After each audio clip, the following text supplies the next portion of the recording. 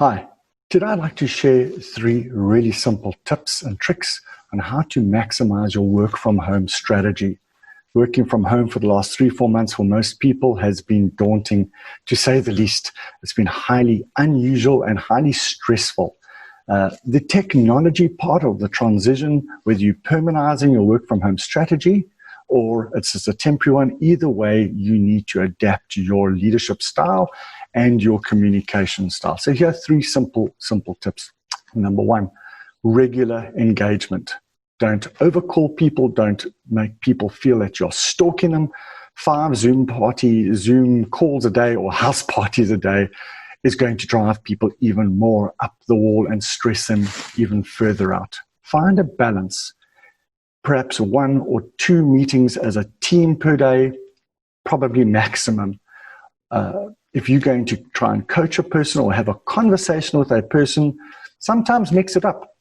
Just a simple telephone call will do. A phone call is great because people don't always want to be seen as visible in their home environment with screaming kids, barking dogs, and nagging spouses. It's stressful as it is. So find the balance in how often you're going to communicate. But communicate you must.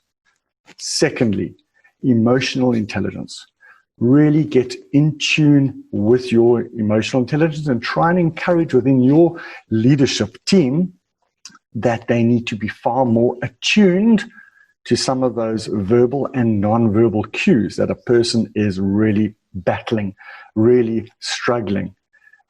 Body language, the subtleties in voice, the performances, their outputs in terms of their productivity. These are all early lead indicators that something is amiss. So really make sure you're very much attuned and dial up your listening skills. Ask better open-ended questions. Get your employee or colleague to talk more freely so that you can try and uncover some of the stresses that they may be going through. And thirdly, your empathy and acknowledgement.